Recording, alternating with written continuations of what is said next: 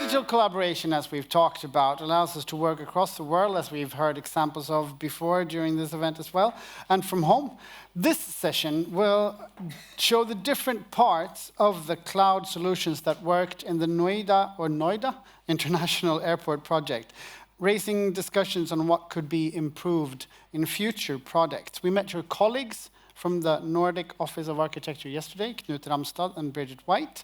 But this will be a little bit more on the tech side, I guess, with BIM manager and constructing architect, techno-anthropologist, and Kristine Slotina. Thank you.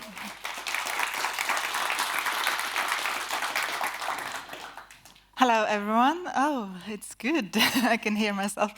Cool. So I guess now I'm going to talk about this groovy project that went okay, hopefully, our BIM 2.0.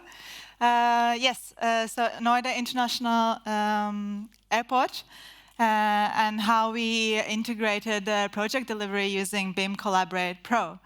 Not trying to sell it, but we do use these products. Thank you. As John mentioned, my name is Kristine Slotina, and I have background from Denmark.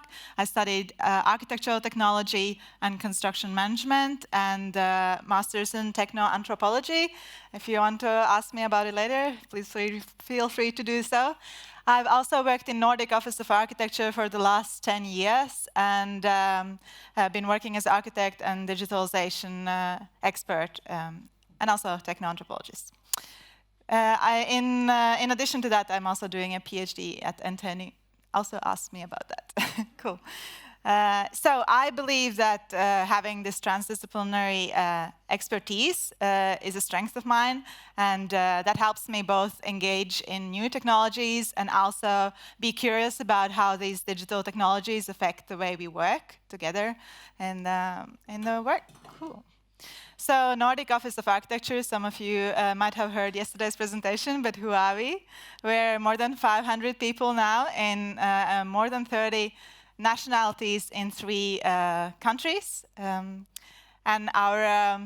we work with architectural design, interior design, landscaping, industrial design, urban planning, facade engineering, building, information modeling, sustainability, visualization, prototyping, lots of things. We work very broad spectrum, but we're also architects. Cool. So our mission is to deliver high-quality projects with a long-term positive impact to society. We therefore focus on the health and well-being of the users in our buildings, in addition to the building climate footprint and economical sustainability for our clients. So digitalization in Nordic Office of Architecture. We are in Nordic believe in technology and new ways of working and better ways of working. Therefore, building information modeling and digitalization is a high priority. One of our specialist groups in Nordic is doing right that. These are the specialists in the Nordic, researching the newest technologies and digitalization methods, testing and bringing the knowledge to the projects. I think this is the team that makes Nordic very unique. We are network winding through Nordic Office of Architecture and connecting all projects in a network of knowledge. It often feels like we are a community of practice, and Wenger developed the perspective that learning is as much as human nature as eating or sleeping, that it is both life sustaining and inevitable, and that given a chance, we are quite good at it.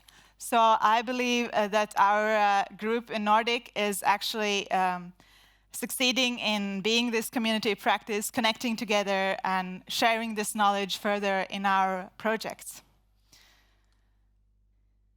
Yes, yesterday you saw probably slides of a lot of projects that we do in Nordic. Today I'm concentrating on airports, and we talked that airports are like mini cities, so I like that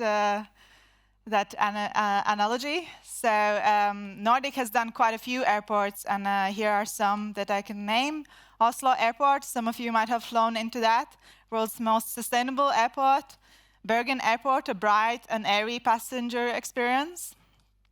Istanbul Airport, easy wayfinding in the largest terminal in the world. Keflavik Airport, improving the hub for air traffic between Europe and North America. And Noida International Airport, this is the focus of today's presentation. Yes, in 2020, architectural firms Nordic, Grimshaw, Haptic and STUP won the competition to design carbon-neutral terminal in Noida International Airport in Delhi, India. An ambition was to develop India's greenest airport in Jawar, 40 kilometers from Delhi. The airport will have capacity to serve 30 million passengers per year when it's on full scale, which you can see in this picture. So very briefly about the design of such a complex building. So India's first net zero energy airport. Firstly, we try to reduce energy. So we managed to plan for 30 to 40% operational carbon reduction in the, using passive design in the airport.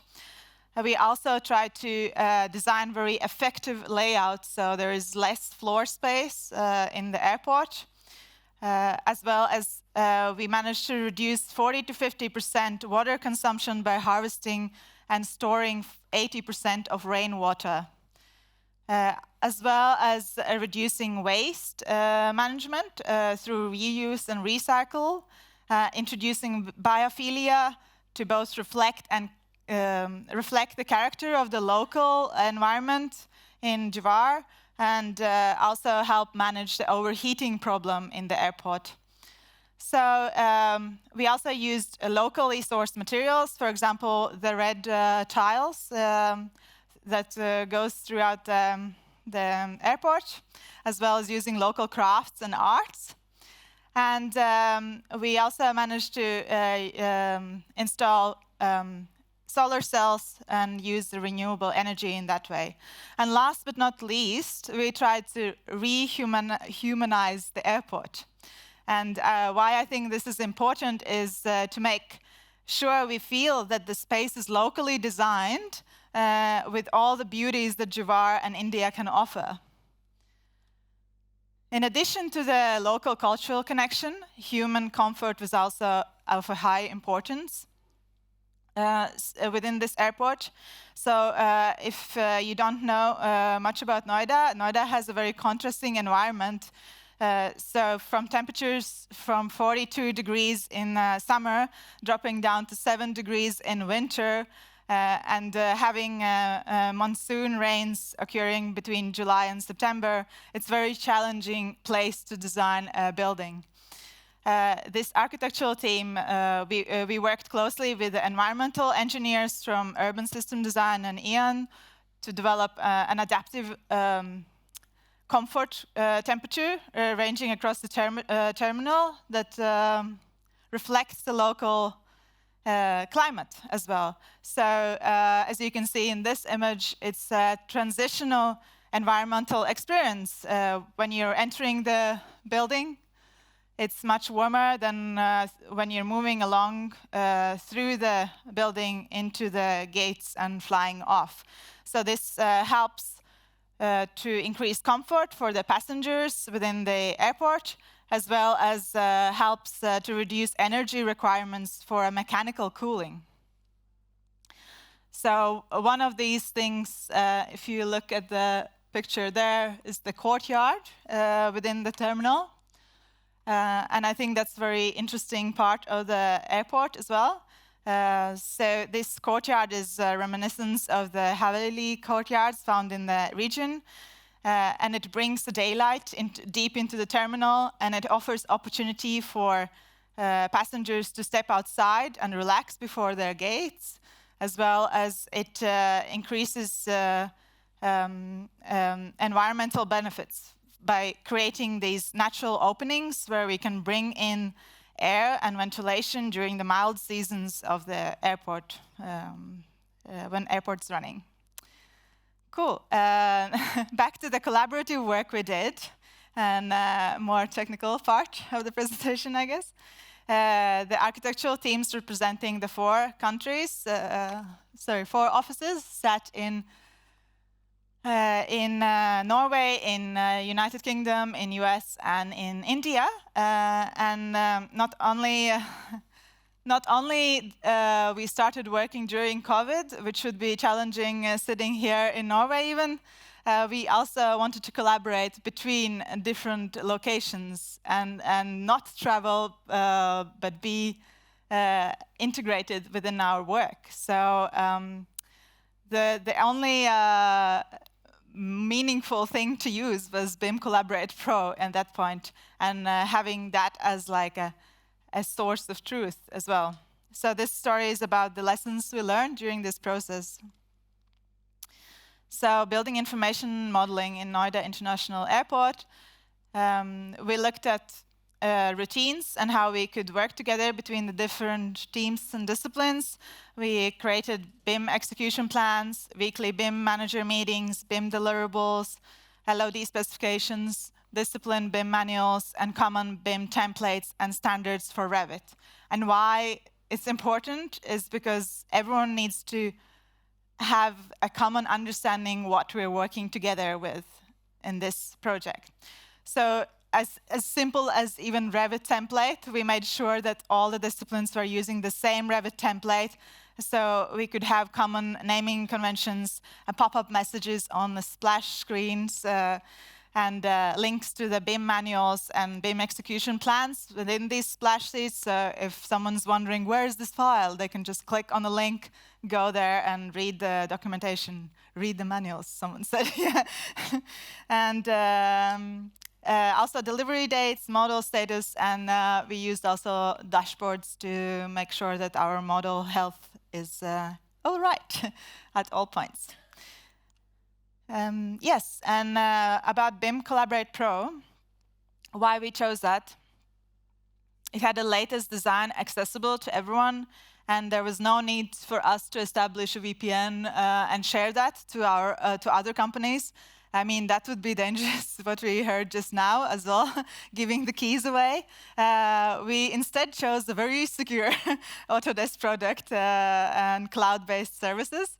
And it went all right in this case. I understand it can also not be like that, but also it had a great way of managing team and reviewing the models. As you can see, this model here is also from BIM 360.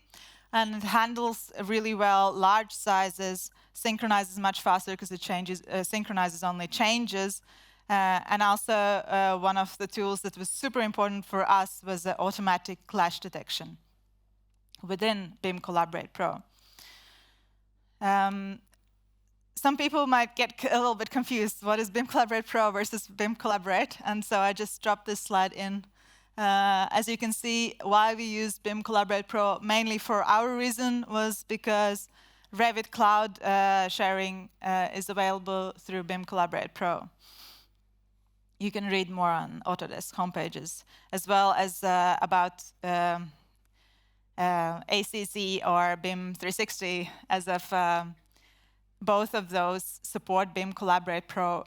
In these slides that you're going to see next, we still were on the BIM 360 server, but the ACC server does the same thing, basically. Nice.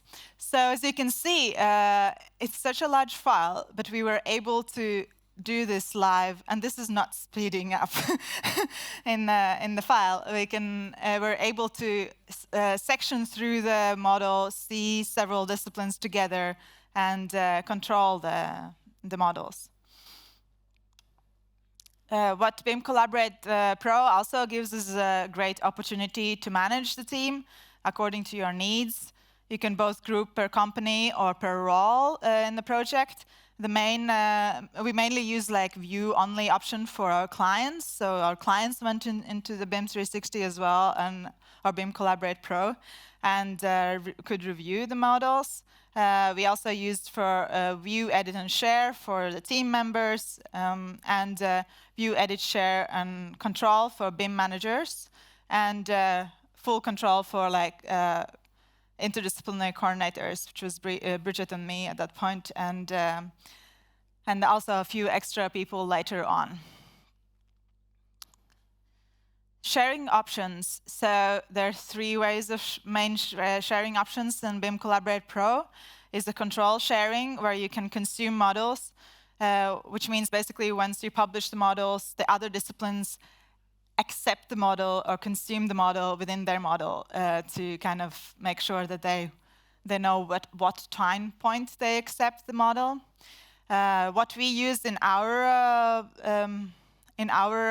project was controlled sharing a link from shared folders. Why we thought that was easier was because consuming, I think, adds an extra barrier. It might be very useful in some ways, but we wanted to work very collaborative in between the companies, so therefore once we published, it was available for others already within their models. In some smaller projects that I work on now as well, we use live linking because we really trust our partners, where every second we synchronize, it's available for others to get that information. It can be a bit confusing for some engineers to see architects moving column here and there, but yeah, it's useful in a long term. What's also really interesting with BIM Collaborate Pro is the timeline, and you saw that at Theo's presentation today already. You can go into the timeline and actually access all the models that have been published over time and compare them. You can see what changes have been added to the model. The yellow things might be even a parameter change will be flagged up. The red things are things that have been removed, and the green ones are added elements in the model. So, and you can do that not only with the latest one, but you can like jump back to, if we're working now, you could jump back to January this year and like compare 2 models in January. So that was super useful for us, and also like team management. Yes, and as I mentioned, our favorite thing was automatic clash detection, because usually we would export IOCs, and I really like IOCs. I mean, it's great to have open source. But in this case, we were all in Revit. So why do we need to export plus import in another program and then clash detect together if BIM Collaborate Pro does that all within the system? So yeah, we use that, and here you can see 2 models being clashed together. How it works, it's whenever you update the files within this folder, it just automatically clashes them together and gives you a report. During our work, while we were working, we also saw improvements. Which is great to see that Autodesk is improving the work as well that they're doing, and we were able to issue directly to our collaborators and send a mail to. We didn't need to do a long report of 30 issues. We could just send issue by issue. Hey, this came up. What is it about? And then a project manager can answer and say, okay, this is actually a really nice thing to notice. Cool. And yes, so lessons learned during this process. It was very useful to have this clash detection directly in Revit models. Alternatively, so the way we did it, we actually created a folder within our BIM Collaborate Pro, where we had a clash detection folder. And why we did that was because our models were really, really heavy, and it would probably take 3 to 4 hours for the clash detection to clash detect. So we wouldn't want this to happen every time someone publishes a model, and it would take another 3 to 4 hours. So for me and Bridget to be able to also efficiently work, we actually created a clash detection folder where we would copy over the models, which takes super quick in BIM 360, or BIM Collaborate Pro, by the way. It's just like 2 clicks and it's copied over. Amazing. But in future, I think it would be an interesting challenge to actually use the shared models and see how that works in a new project. And I believe that has been improved also within this program. So I'm looking forward to test that. Also, direct communication was really helpful. What I think would be even nicer would be to kind of try to embrace it more and like send out issues, because at the moment we are sending out the clashes within the models, but you could also send out design issues through BIM Collaborate Pro, for example, and discuss those and have the reports there as well. And then having project standards is super essential and necessary in projects. The only comment here for me would be try to get those in before the project starts, which is not very easy because once the contract is signed, you're full speed on into the project, which was the case here as well. So we made those standards super quickly and adjusted them. So I'm very grateful for the team and work that we did. And the key takeaways for me in this project, I think it was very impressive to have a collaboration and BIM model coordination across the globe. I mean, that's super cool to be able to like call into the UK and India and US and everyone's like talking together in a meeting and having a morning chat with a coffee. You know? It's great, and talking about the models on BIM Collaborate Pro. And having an international team with the expertise from various cultures and countries, I think that's a challenge, first of all, but also a really good challenge because you learn so much by stepping out of your comfort zone and by looking at other ways of working, which I think is super important for everyone to try and do and like collaborate more internationally as well. And so I believe that without BIM Collaborate Pro, the project wouldn't have basically made it through this process because it was one source of truth. We all knew where to look for information. We all knew how to work with it. Yeah, so status of the building site now. So after Tata Construction took over the building phase, there has been minimum input from our side. It is not a typical process in India. So instead, it would be typically to receive complaints or something is wrong in the delivery material. What about this? We're missing this or that. So we take this as good news and a good sign for the project. According to the project managers, everything is going according to the plan as well, and the airport's going to be open in 2024. So if you're flying to New Delhi, you're gonna be welcomed there. This is a quick overview of all our partners and team within. Thank you so much. If you want to reach out to me and talk about anything, please get my contact information. Cool. Thank you, Kristine.